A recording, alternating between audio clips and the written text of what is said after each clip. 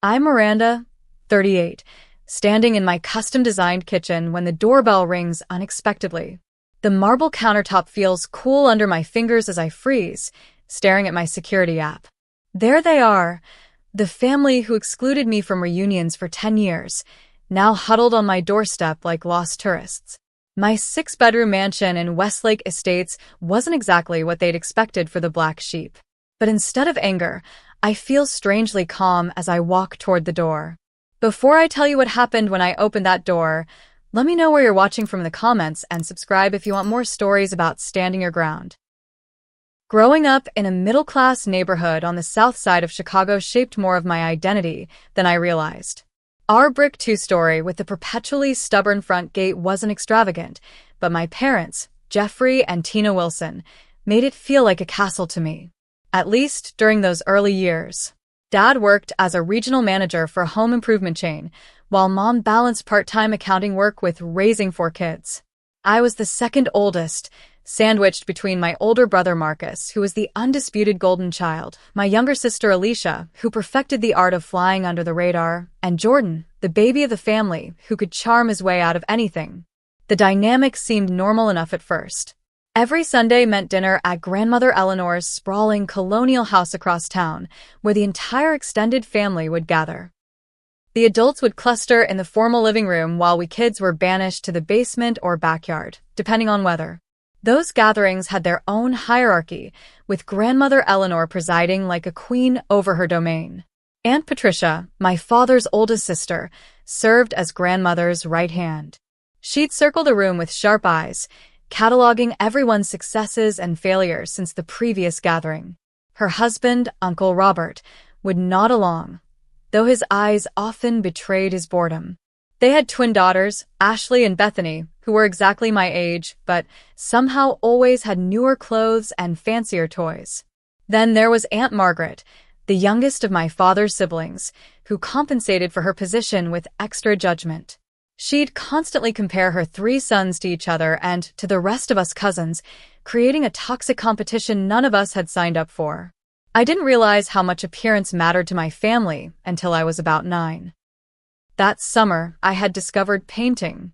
While the other kids played softball in Grandmother's meticulously maintained yard, I'd sit under the old oak tree with my sketchbook, trying to capture the way light filtered through the leaves.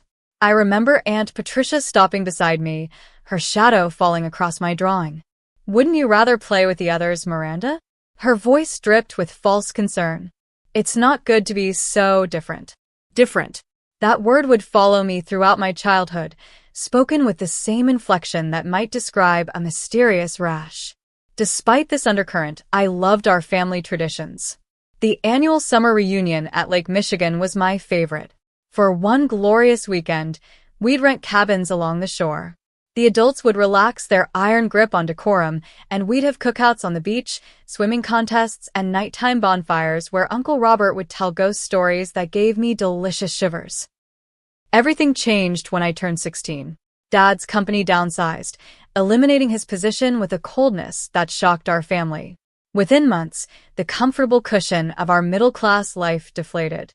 Mom took on full-time work, plus evening bookkeeping for local businesses. Dad tried various jobs, each one seeming to diminish him further. The family's response was illuminating. Grandmother Eleanor spoke about my father's situation in hushed, embarrassed tones, as though unemployment was contagious. Aunt Patricia offered helpful suggestions that were thinly veiled criticisms. Only Aunt Margaret's husband, Uncle David, actually helped by connecting Dad with a few business contacts. As our financial situation deteriorated, so did my parents' relationship. The warmth between them cooled, replaced by tense discussions about bills behind closed doors. Marcus responded by becoming even more perfect, maintaining his stellar grades and baseball stardom. Alicia withdrew further into herself, and Jordan acted out in ways that added stress to our already strained household. I retreated into my art. The garage became my sanctuary, where I could escape the heaviness that had settled over our home. With salvaged materials and discount craft supplies, I created a world where beauty could emerge from chaos.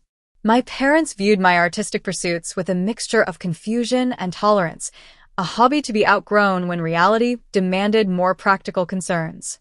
By the time I reached my senior year of high school, our family had adapted to our new normal. Dad found steady work managing a hardware store, and while it didn't restore our previous lifestyle, it stopped the financial bleeding. The family dynamics, however, had shifted permanently. At gatherings, we were now the cautionary tale, the branch of the family tree that had withered slightly. I remember my high school graduation party at grandmother Eleanor's house, where my announcement about pursuing an art degree was met with polite smiles that didn't reach anyone's eyes. Aunt Patricia cornered me by the dessert table, plate of untouched cake in hand. "Art school," she'd said, voice low but sharp. "Miranda, be realistic. Your parents can't afford that kind of indulgence. Consider accounting like your mother. It's reliable." That moment crystallized something for me. In my family's eyes, I wasn't just different. I was irresponsible, impractical, and worst of all, inconsiderate of our family's position in the complex social hierarchy that governed our lives. What they didn't know was that I'd already secured 3 part-time jobs and applied for every scholarship I could find. I wasn't asking for their financial support, just their emotional backing. But that, it seemed, was the one resource they couldn't spare for dreams they didn't understand. Against my family's wishes, I enrolled at the Chicago Institute of Art in the fall.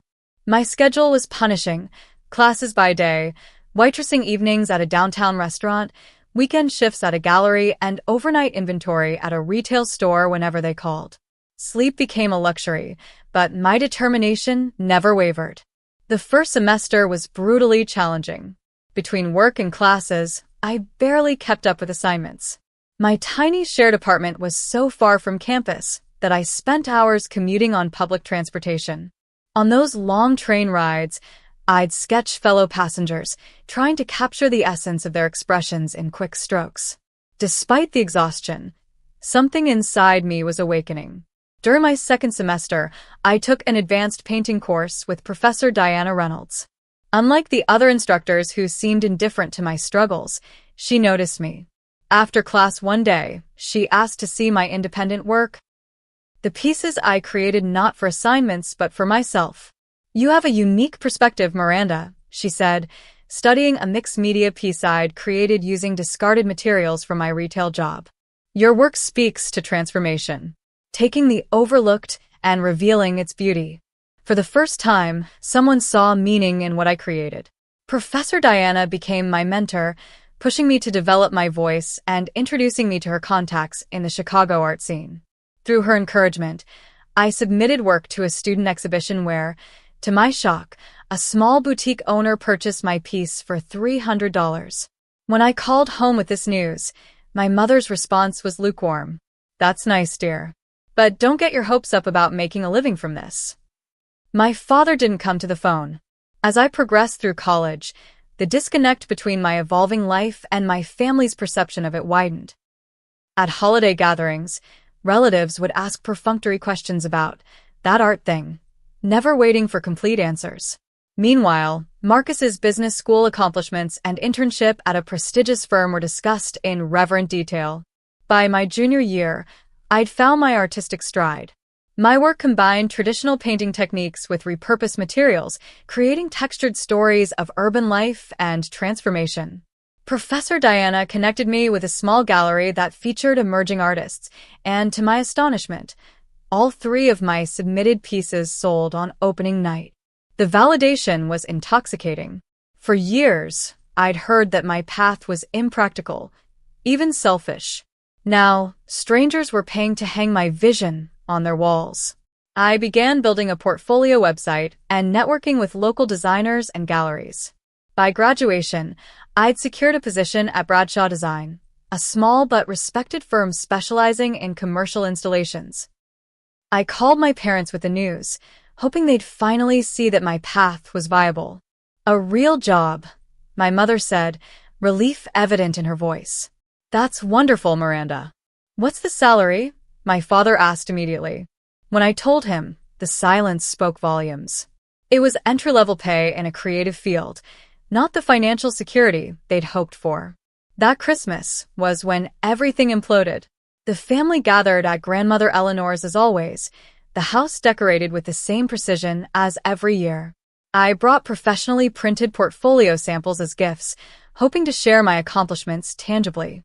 As relatives passed around my portfolio, the responses ranged from confused politeness to thinly veiled dismissal.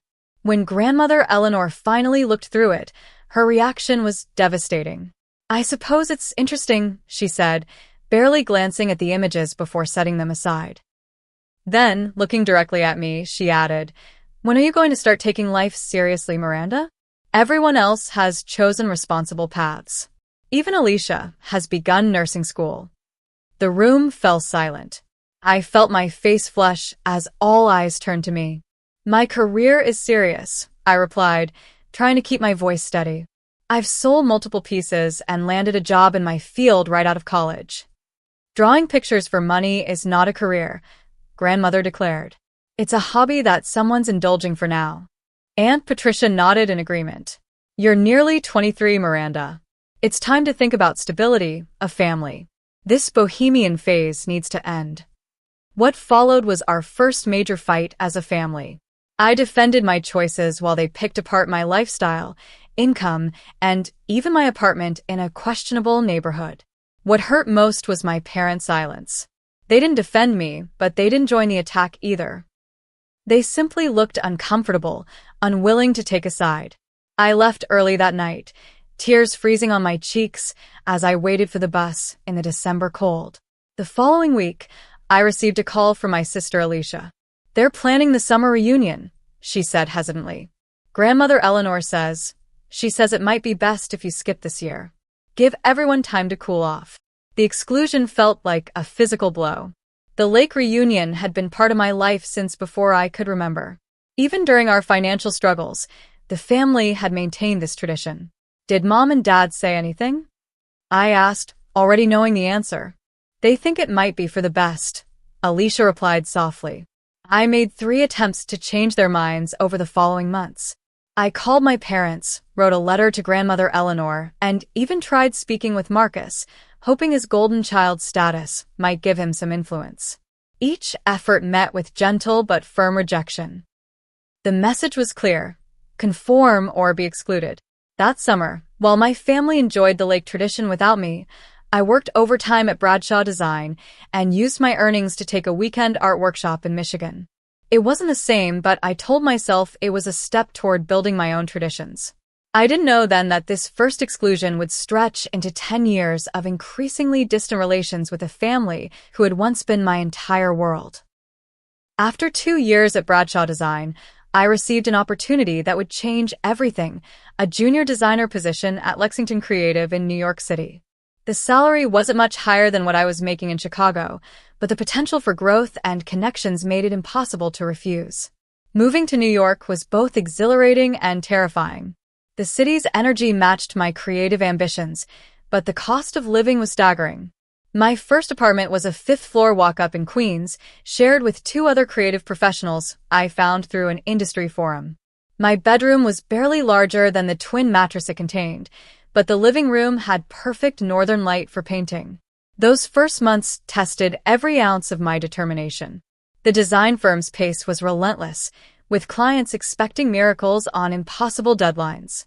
I worked 14-hour days, then came home to hustle on freelance projects to make rent. More than once, I questioned whether my family had been right about my choices.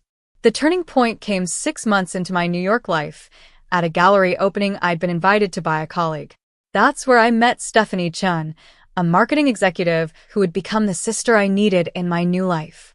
We bonded over being Midwestern transplants trying to navigate the complexities of New York's social and professional scenes.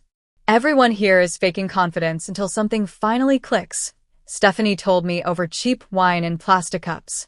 "The secret is to keep showing up with something distinctive to offer." With Stephanie's encouragement, I began developing a side portfolio of installations that combined practical design elements with my fine art background. I created functional pieces that told stories: room dividers made from salvaged architectural elements, lighting fixtures that projected subtle narratives across walls. At Lexington, I was assigned to a challenging hotel lobby redesign where the client kept rejecting conventional approaches. In frustration, my supervisor gave me a chance to present concepts. I proposed an installation that incorporated elements of the building's history with modern functionality. To everyone's surprise, the client loved it. That project became my calling card. Photos of the finished lobby circulated in design publications, and my name was mentioned as an emerging talent. Within 18 months of moving to New York, I was promoted to senior designer with my own small team. Throughout this professional evolution, my relationship with my family continued to deteriorate. I called home monthly, but conversations were superficial. My parents never asked about my work beyond whether I was still at that company. Holiday visits became exercises in emotional endurance, with relatives treating my career as a quirky phase rather than a legitimate profession. When my cousin Bethany got married, I flew back to Chicago for the wedding, hoping the celebration might ease some of the family tension. Instead, I found myself seated at the distant acquaintances' table, while everyone else was arranged by family connection. The message couldn't have been clearer if they'd posted a sign. After the reception, Aunt Patricia approached me with a glass of champagne and false warmth. "Miranda, you look interesting. New York fashion, I suppose." "Just my style," I replied, trying to maintain politeness. "Your mother mentions you're still doing that design thing. Have you considered coming back to Chicago? I know a wonderful accounting firm that's hiring." Before I could respond, she continued, "The family misses you at our gatherings. But you understand why grandmother feels it's better this way. Your choices reflect on all of us, after all." I left the wedding early and extended my hotel stay rather than sleeping at my parents' house as planned. The next morning, I called and told them I needed to return to New York for work. The relief in my mother's voice was unmistakable. 2 years later, when my mother needed surgery for a benign tumor, I flew home immediately. I arrived at the hospital with flowers and a stack of magazines, only to find the waiting room filled with relatives who looked surprised to see me. "We didn't think you'd come," Aunt Margaret said bluntly. "She's my mother," I replied, struggling to keep my voice even. Grandmother Eleanor, now using a cane but no less imperious, looked me up and down. "Well, you're here now. But perhaps wait until after the immediate family has visited." "I am immediate family," I insisted. Aunt Patricia took my arm, steering me toward the hallway. "Miranda, don't make a scene. Your lifestyle choices have been difficult for your parents. Your mother needs calm and support right now, not tension." I stood in that sterile hospital hallway, suddenly understanding that no professional achievement would ever be enough to restore my place in the family. In their narrative, I was permanently cast as the selfish one who had chosen personal fulfillment over family obligation. After ensuring my mother was recovering well, I returned to New York and threw myself completely into building my career and creating a life that didn't depend on the approval of people who couldn't see my value. Over the next few years, I built a reputation that allowed me to launch my own design studio. Miranda Wilson Designs started small, just me and an assistant working out of a converted warehouse space in Brooklyn. But word spread about our unique approach to commercial and residential spaces. Each project built on the last, attracting clients who wanted something beyond the conventional. My family's awareness of my growing success came primarily through social media, where distant relatives would occasionally comment on my professional page. But direct communication remained minimal. I wasn't invited to the next family reunion or the next, or any family gatherings at all. Birthdays and holidays were marked by brief phone calls that felt like obligations rather than connections. I stopped reaching out as frequently, protecting myself from the constant subtle rejections. The pain never fully disappeared, but it became a dull ache rather than the sharp stab it had once been. Instead, I focused on nurturing the relationships that supported my authentic self. Friends like Stephanie who celebrated my successes without qualification, colleagues who respected my vision, and eventually, clients who valued my unique perspective enough to pay premium prices for it. Everything changed when lifestyle guru and television personality Natalie Bryant hired me to redesign her Manhattan penthouse. The project started like any other, a consultation, concept presentations, revisions.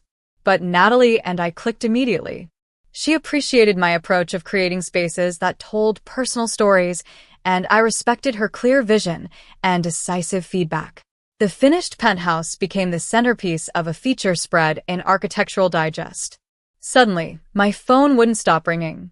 Publicists, potential clients, and media outlets all wanted a piece of Miranda Wilson design. After years of building momentum, my career exploded overnight. With Natalie's endorsement opening doors, I expanded my business into multiple creative ventures.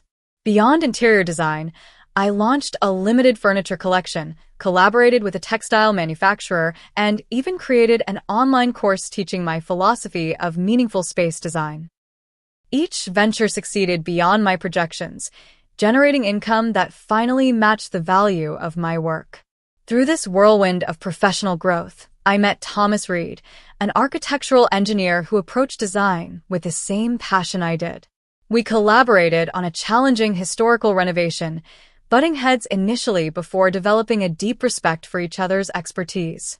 Our professional relationship evolved into a partnership and, eventually, into something more personal. Unlike my blood relatives, Thomas saw my creativity as a strength, not a liability. He understood the drive that kept me working late into the night when inspiration struck, and he celebrated each success as if it were his own. With him, I never had to justify my choices or downplay my achievements. My circle expanded to include people who accepted me completely. Rebecca Dalton, a gallery owner who represented my fine art pieces on the side, became a trusted friend and sounding board. Michael Garcia, a chef who designed restaurant concepts with me, brought laughter and spontaneity into my carefully constructed world. For the first time since leaving Chicago, I felt surrounded by people who constituted a chosen family. As my business thrived, financial success followed. The girl who had once counted pennies for art supplies now managed a 7-figure business with 15 employees. The validation of financial security was sweet, though I never forgot the lean years that had shaped my perspective and work ethic. After 5 years of building my company and reputation, I decided to purchase property. Not just any property, but the kind of home I dreamed about during those overnight inventory shifts in college. A historic mansion on 3 acres just outside the city, with space for both living and creating. The house needed substantial renovation, which became my most personal project yet. Every decision reflected my journey. Reclaimed materials symbolizing transformation, open spaces celebrating freedom, and custom details honoring craftsmanship. I designed a professional-grade kitchen where Thomas and I could cook for friends, a gallery wall displaying artwork from artists I'd met throughout my career, and, most importantly, a dedicated studio with perfect natural light. When the renovation was complete, my home became not just a living space, but a physical manifestation of everything I'd built against the odds. The 6 bedrooms, each with its own character and ensuite bathroom, provided ample space for hosting friends and colleagues. The formal dining room could seat 20 for dinner parties. The landscape gardens included a patio designed for summer gatherings beneath string lights. The first time I hosted friends in my new home, the contrast with my family's gatherings was striking. There was no hierarchy, no judgment, just genuine connection and celebration. Stephanie brought her famous cocktails, Rebecca handled the music, and Michael took over my kitchen to create an unforgettable meal. Thomas watched me throughout the evening, his expression soft with understanding. "This is what family should feel like," he said quietly, squeezing my hand as we watched our friends laughing on the patio. I nodded, unable to speak past the lump in my throat. He was right. This was family, chosen, accepting, and real. As my business continued to thrive, I became more visible in design circles and social media. My company's Instagram account featured project reveals, behind-the-scenes processes, and occasionally, glimpses of my personal life in the newly renovated mansion. I never posted with the intention of showing off, but rather to document the journey and connect with others in the design community. One evening while reviewing social media activity, I noticed something surprising. My cousin Ashley had followed my business account months earlier. She'd even liked several posts, including one showing the completed exterior of my home. It was the first direct acknowledgement from any family member in years, even if it was just a digital thumbprint. A week later, I received a brief direct message from her. "Your work is beautiful, Miranda. The house looks amazing." Nothing more, just those 2 sentences that somehow bridged years of silence. I replied with a simple, "Thank you, Ashley," and left it at that. The exchange was minimal, but it was the first crack in the wall of family estrangement that had seemed impenetrable for a decade. Little did I know that this small digital interaction was the harbinger of a much larger family reckoning that would arrive unexpectedly on my doorstep. The Sunday morning doorbell chime echoed through my home like an announcement from another era. I was enjoying coffee in my kitchen, Thomas having left early for golf game, when my phone buzzed with a security alert. 7 people stood on my front porch, huddled together like they were bracing against a storm despite the mild spring weather. I nearly dropped my mug when I recognized them. Grandmother Eleanor, now in her 80s but still standing straight, Aunt Patricia and Uncle Robert, cousins Ashley and Bethany, my brother Marcus, and his wife Julia, whom I'd never met. They looked uncomfortable but determined, grandmother clutching her handbag like a shield. My heart raced as memories flooded back. The criticism, the exclusion, the subtle and not-so-subtle messages that I wasn't good enough. My palms grew sweaty, and for a moment, I considered pretending I wasn't home. But something in Ashley's expression, a mixture of apology and hope, made me reconsider. I took 3 deep breaths, straightened my shoulders, and walked to the door with deliberate steps. The heavy wooden door swung open, and 7 pairs of eyes widened as they took in my appearance, successful, confident, and very much not the family failure they'd predicted. "Miranda." Grandmother Eleanor spoke first, her voice carrying the same authoritative tone I remembered from childhood. "You have a lovely home."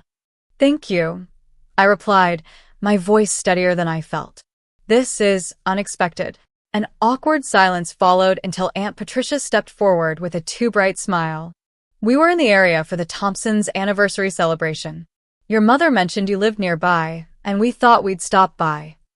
The casual reference to my mother, as if we'd all been in regular contact, nearly made me laugh. I'd spoken to her twice in the past year, brief calls that covered nothing of substance.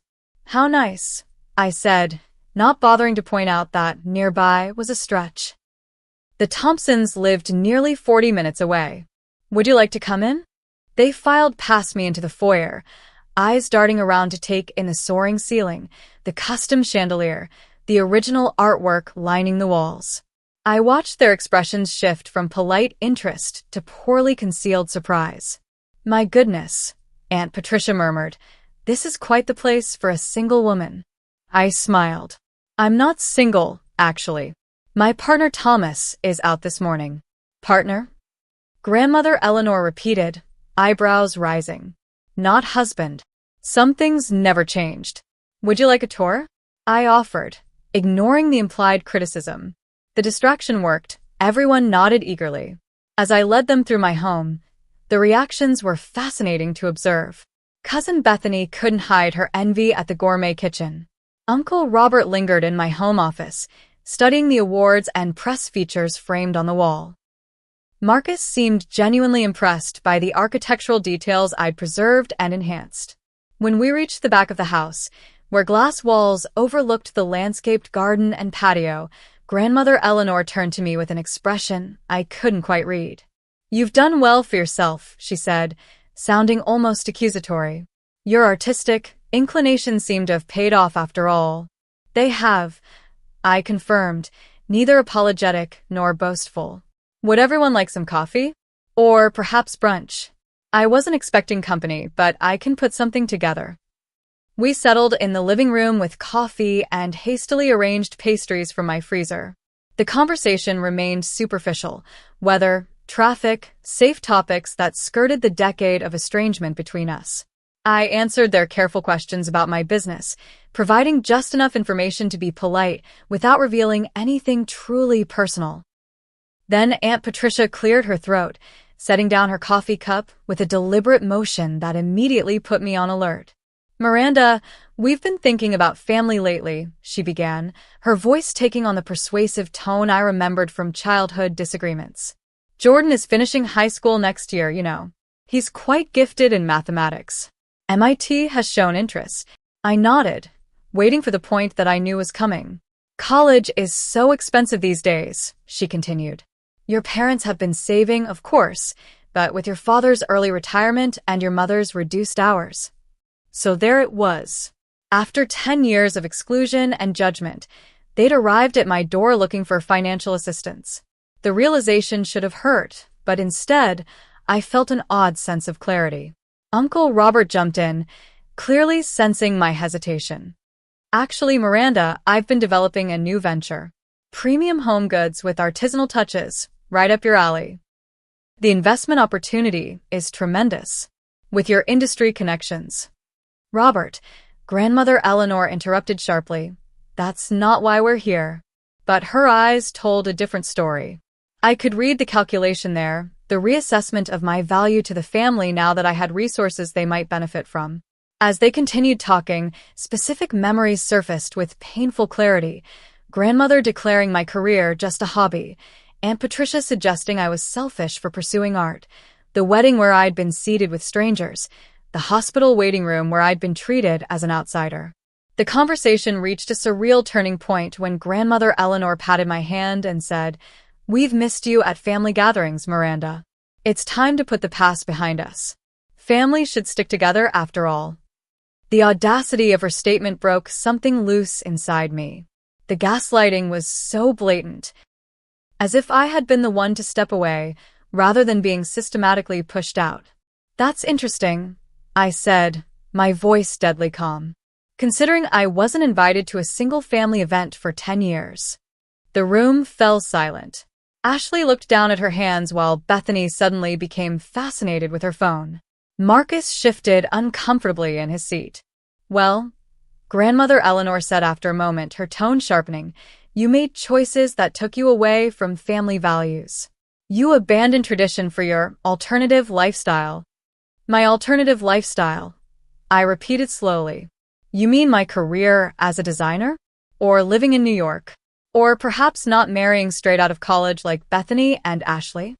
"Don't take that tone," Aunt Patricia warned. "Your grandmother is only saying what we all felt, that you chose to separate yourself from the family." I took a deep breath, feeling a decade of suppressed words rising to the surface. When I spoke, my voice was steady and clear. "No, Aunt Patricia. I didn't choose separation. I chose to pursue my passion and build a life that reflected my values. You, all of you, chose to exclude me because I didn't fit your narrow definition of success. You stopped inviting me to reunions. You seated me with strangers at Bethany's wedding. You told me I wasn't immediate family enough to visit my own mother in the hospital." Their faces registered shock at having these moments named so explicitly. For years, they'd maintained the fiction that our estrangement was mutual, or worse, entirely my doing. I reached out repeatedly. I continued. I called on birthdays and holidays. I sent gifts and cards. I made 3 separate attempts to be included in the lake reunion after that first exclusion. Every time, I was politely but firmly shut out. Grandmother Eleanor's face had gone pale, but her eyes flashed with the same steely resolve I remembered from childhood. "You're exaggerating, Miranda. We always welcomed you when you made the effort." The blatant rewriting of history might have infuriated me once, but now it just confirmed what I already knew. Reconciliation would be impossible without acknowledgement of the past. Before I could respond, my phone chimed with a text. Stephanie was checking if we were still on for our Sunday afternoon plans. The timing couldn't have been more perfect, a reminder that I had built a supportive circle while my biological family had chosen to exclude me. Just as the tension in the room reached its peak, the doorbell rang again. I excused myself, relief washing over me as I opened the door to find Stephanie, right on time despite my failure to confirm our plans. "Hey, I brought those fabric samples," and she stopped, noticing my expression. "What's wrong?" "Family visit," I said quietly.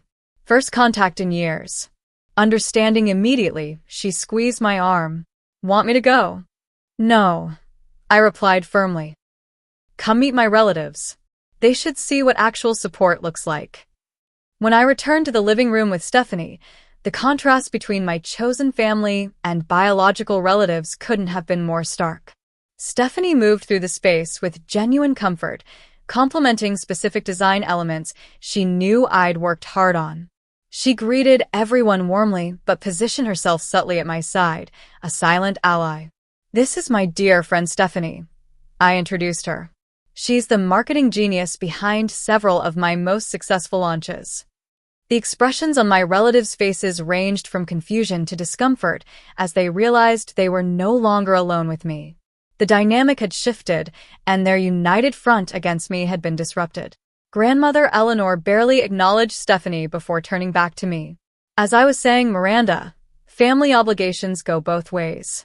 Perhaps if you had made more effort. I think we both know that's not accurate, grandmother. I interrupted gently but firmly. I made efforts. Consistent efforts for years. They were rejected. An uncomfortable silence fell over the room. Finally, to my surprise, it was Marcus who spoke up. She's right, he said quietly. We didn't make it easy for Miranda to stay connected. Aunt Patricia shot him a warning look, but he continued. I remember when she called about the lake reunion that second year. Mom told her it was family only, as if she somehow wasn't family anymore. His unexpected support created a hairline fracture in the family's unified narrative. I could see Grandmother Eleanor reassessing, calculating how to maintain control of the situation. Water under the bridge, she declared, waving a dismissive hand. We're here now, reaching out. Family helps family, Miranda. And we could use some help with Jordan's education. The naked transactionalism of her statement hung in the air. 10 years of rejection, followed by an appearance at my door when they discovered I had resources they wanted. I set my coffee cup down carefully before responding. I understand family helping family, grandmother. But that requires actual family relationships, not just showing up when it's convenient or advantageous. What are you saying? Aunt Patricia demanded, color rising in her cheeks. I'm saying that relationships require investment. Trust. Mutual respect. Those things have been absent for a decade. We can't just pretend that never happened because you've decided I'm useful now.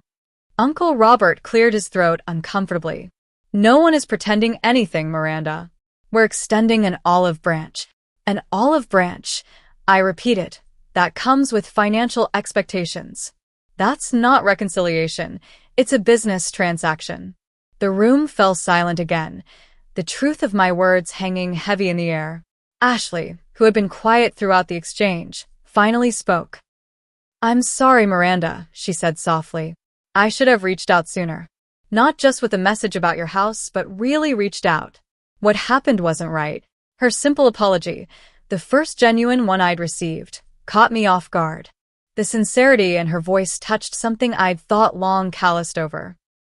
Ashley's apology created a ripple effect in the room.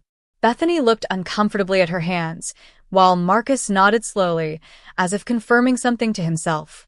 Only Grandmother Eleanor, Aunt Patricia, and Uncle Robert maintained their defensive postures. I appreciate that, Ashley, I said, genuine warmth entering my voice for the first time since they'd arrived.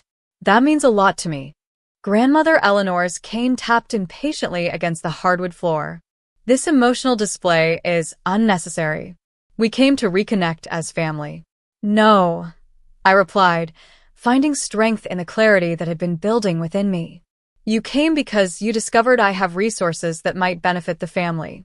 That's not the same as wanting to reconnect. I stood up, feeling steadier than I had all morning. Let me be clear about my boundaries. I'm open to rebuilding relationships with family members who genuinely want connection, who acknowledge the past hurt and want to move forward authentically. But I won't provide financial assistance or business connections to people who have excluded me for a decade and now see me as useful. Aunt Patricia's face flushed with anger. After everything this family did for you, what exactly did you do for me? I asked quietly. When I worked 3 jobs to put myself through college, when I struggled in New York, when I built my business from nothing, Where was this family then? She had no answer, just sputtering indignation. Miranda, Grandmother Eleanor said, her voice taking on the sharp edge I remembered from childhood scoldings. Your attitude is exactly why distance developed. This selfishness, this refusal to prioritize family needs. Stephanie, who had been silent but supportive beside me, suddenly spoke up. Excuse me, but from what I've heard, Miranda reached out consistently for years. That doesn't sound selfish to me. This doesn't concern you, Grandmother snapped. Actually, it does, I countered. These people are my family now. Stephanie has been there for every success and failure. She showed up when biological relatives chose not to. I gestured toward the photographs displayed on my bookshelf, images of celebrations with friends, Thomas and me at industry events, group vacations to the coast. This is my support system. These people chose me and I chose them. They don't judge my career or lifestyle. They celebrate my successes without qualification. The tension in the room was palpable as my declaration hung in the air. Grandmother Eleanor's face had gone from flushed to pale, her lips pressed into a thin line of disapproval. Well, she said finally, rising from her seat with as much dignity as her aging frame allowed, I see we've wasted our time here. Your priorities are clearly elsewhere. Aunt Patricia and Uncle Robert stood immediately, like soldiers responding to a commander. But to my surprise, Marcus remained seated, as did Ashley and Bethany. I'm staying, Marcus said quietly. Miranda and I have catching up to do. Grandmother Eleanor looked at him with genuine shock. Marcus, we're leaving. You can go ahead, he replied, meeting her gaze steadily. Julia and I drove separately. For perhaps the first time in her life, Grandmother Eleanor found herself without complete control of the situation. She stood uncertainly for a moment before gathering her composure. Very well. Patricia, Robert, let's go. As they moved toward the door, I walked with them, maintaining my composure despite the emotional turbulence I felt. At the threshold, Grandmother paused, turning to me with an expression that might have been regret if not for the pride hardening her eyes. You've changed, Miranda. I've grown, Grandmother. There's a difference. After they left, I returned to the living room where an unexpected scene awaited me. Marcus was showing Stephanie pictures of his children on his phone, while Ashley and Bethany engaged in awkward but genuine conversation about Ashley's recent career change. I hope it's okay that we stayed, Marcus said, looking up as I entered. I think we have a lot to talk about. It's more than okay, I replied, emotion finally catching in my throat. It's overdue. What followed was the most honest conversation I'd had with any family member in over a decade. Marcus admitted that he'd disagreed with how I'd been treated, but had been too concerned with maintaining his perfect son image to speak up. He described how his perspective had shifted when his daughter had shown artistic talents similar to mine, making him question the family's narrow definition of acceptable paths. I didn't want her growing up thinking her creativity was something to suppress, he explained. That made me think about how we all failed you. Ashley shared that she'd been following my career for years, secretly admiring my courage to pursue my passion despite family disapproval. I did everything right according to Grandmother's rules, she said. And I've been miserable in corporate accounting. Seeing your success made me finally switch to marketing last year. Even Bethany, who had been closest to Grandmother's ideal of proper family behavior, admitted that the family dynamics had always troubled her. The way they talk about you when you're not there, it never sat right with me. But I didn't know how to challenge it. As the afternoon progressed, Stephanie tactfully excused herself, squeezing my hand and whispering, "Call me later." Her exit allowed for even more candid family conversation. By the time evening approached, something had fundamentally shifted. Not a complete healing. Too much time and hurt lay between us for that, but the beginning of a bridge across the chasm. I can't speak for the others, Marcus said as they prepared to leave, but I'd like to try again. Really try, not just when we need something from you. I'd like that, I replied, surprised by how much I meant it. Maybe dinner next month, he suggested. Just us, Julia, and the kids? No agenda, no expectations. Just family getting to know each other again. The invitation, simple genuine, and without conditions, was everything the morning's visit had not been. I accepted with a warmth I hadn't felt toward my biological family in years. After they left, I stood in my doorway, watching their cars disappear down the drive. The mansion that had witnessed such tension hours earlier now felt peaceful again, the space reclaimed from old ghosts. Thomas returned from his golf game to find me sitting on the patio, watching the sunset with a glass of wine. "How was your day?" he asked, kissing the top of my head. "Unexpected," I replied. "My family showed up." His eyebrows shot up in surprise. "All of them? After all this time?" As I recounted the day's events, his expressions shifted from concern to outrage to cautious optimism. When I finished, he took my hand in his. "Are you okay?" "I am," I said, realizing with some surprise that it was true. For the first time, I didn't need their approval or acceptance. I could see the situation clearly for what it was. "And what happens now? With Marcus and the others who stayed?" I considered the question, watching the last golden light fade from the sky. "We try. Carefully, with boundaries. But we try." That evening, as Thomas and I prepared dinner in the kitchen that had earlier hosted such tension, I felt a profound sense of reclaiming my power in the family dynamic. For years, I had been the one seeking acceptance, making efforts that were rebuffed. Now, the terms of any relationship would be mine to set, based on mutual respect and genuine connection, not obligation or advantage. My chosen family would always be my foundation. But perhaps there was room to rebuild selective bridges to my past, on my terms, with those who were willing to meet me as the person I had become, not the person they had expected me to be. 6 months after the unexpected family visit, I stood in my kitchen preparing appetizers for a small dinner gathering.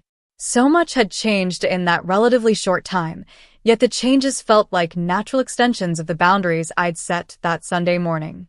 True to his word, Marcus had initiated regular contact. Our first dinner, just him, Julia, and their children, had been slightly awkward but fundamentally warm. His kids, Emma and Lucas, were curious and creative, asking endless questions about my design work and the cool old house. Julia, whom I'd never known during the years of estrangement, proved to be thoughtful and direct, addressing the family situation without the evasion that had characterized so many past interactions. "Marcus has regretted not standing up for you," she told me quietly while we cleaned up after dinner. "It's been a weight on him for years." Monthly dinners with Marcus's family became a new tradition, one built on genuine interest rather than obligation. Sometimes we met at restaurants, other times at their home or mine. Each gathering felt more natural than the last as we discovered the adults we had become beyond the childhood roles we'd been assigned. Ashley, too, had made consistent efforts to rebuild connection. We began with coffee meetings where conversations stayed light, gradually progressing to more meaningful exchanges. She confided her growing dissatisfaction with the narrow path our family had prescribed, and I found myself in the unexpected role of mentor as she considered career changes. "I always envied your courage," she admitted during one of our talks. "Even when I was parroting grandmother's disapproval, part of me wished I could break free like you did." Not every family relationship could be salvaged. Grandmother Eleanor remained entrenched in her position, refusing any reconciliation that didn't include financial support for various family needs. Aunt Patricia made one attempt at contact, a stiff email suggesting we move forward for the good of the family. But when I responded with clear boundaries about mutual respect, she retreated into silence. Surprisingly, it was Jordan, my youngest brother whom I barely knew as an adult, who reached out after hearing about the confrontation from Marcus. We connected first through text messages, then video calls that revealed a thoughtful young man struggling against the same family expectations I had faced.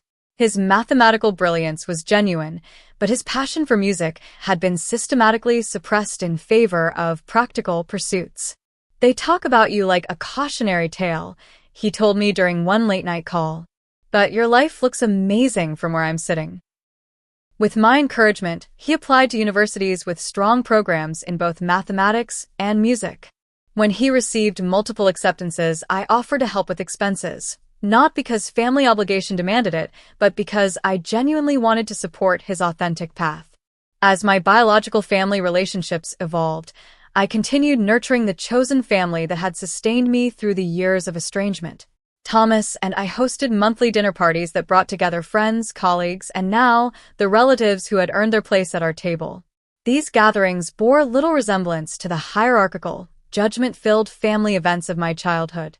Conversation flowed freely across diverse topics. Achievements were celebrated without comparison or qualification. Differences were respected rather than penalized. Most importantly, everyone present had chosen to be there, creating an energy of genuine connection. At one such gathering, as I looked around my dining table at the blend of chosen and biological family, Stephanie raised her glass in a spontaneous toast. "To Miranda," she said, "who taught us all that family is defined by love and respect, not merely by blood." The words touched something deep within me, an acknowledgement of the journey that had brought me from exclusion to this moment of genuine belonging. Later that evening, as the last guests departed, Thomas found me standing on the back patio, looking up at the stars. "Penny for your thoughts?" he asked, wrapping his arms around me from behind. "I was thinking about pain," I replied. "How it never completely disappears, but it changes form." "How has yours changed?" I considered the question carefully. The pain of family rejection was crippling once, like a burning coal I carried everywhere. Now it's more like an old scar. It's still part of me, still visible if you know where to look, but it doesn't limit my movement anymore. He nodded against my shoulder. "You never set out to prove them wrong, did you? That wasn't what drove you." "No," I agreed. "At first, I just wanted to do what I loved. Later, I wanted to build a life that reflected my values. Proving anyone wrong would have kept me tethered to their expectations in a different way." That realization had been crucial to my healing, understanding that success wasn't about validation from those who had rejected me, but about creating alignment between my outer life and inner truth. The family reunion drama had taught me that forgiveness didn't require forgetting. I could acknowledge the hurt caused by years of exclusion, while still opening myself to new, healthier connections with those family members willing to meet me halfway. Forgiveness wasn't about erasing the past, but about preventing it from determining my future. I had also learned that some relationships couldn't be salvaged, and that was okay. Grandmother Eleanor, Aunt Patricia, and others would likely never see beyond their narrow definition of family obligation. Accepting this reality wasn't cynical. It was necessary for my well-being. Most importantly, I discovered that family could be a blend of biological connections and chosen bonds. The people who gathered in my home shared no single defining characteristic except their capacity for mutual respect and genuine care. Some shared my DNA, others only my experiences, but together they formed the support system that enriched my life. 1 month later, I hosted the first holiday gathering in my home. The guest list was carefully curated, only those who had demonstrated respect for boundaries and genuine interest in connection. Marcus and his family came, as did Jordan home from his first semester at university. Ashley brought her new boyfriend, and Bethany came solo, having recently separated from her husband. They mingled easily with Thomas, Stephanie, Rebecca, Michael, and other friends who had been my lifeline during the years of family estrangement. The contrast with the rigid, hierarchical holiday gatherings of my childhood couldn't have been more striking. As we gathered around the table I had designed and built with my own hands, I realized I had created something my family had never managed despite their obsession with appearances, a genuine community based on acceptance rather than conformity. The pain of rejection had transformed into the wisdom to build something better. The exclusion had freed me to define family on my own terms. The judgment had taught me the value of acceptance. Standing at the head of that table, I felt a profound sense of peace wash over me. The journey from rejected black sheep to confident creator of my own life had been long and often painful. But looking at the faces of those who had chosen to be present, and whom I had chosen in return, I wouldn't have changed a step of that path. Life offers no guarantees about who will walk beside us throughout our journey.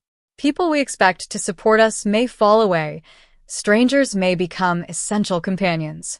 The only certainty is our power to remain true to ourselves and to nurture connections that honor our authentic being.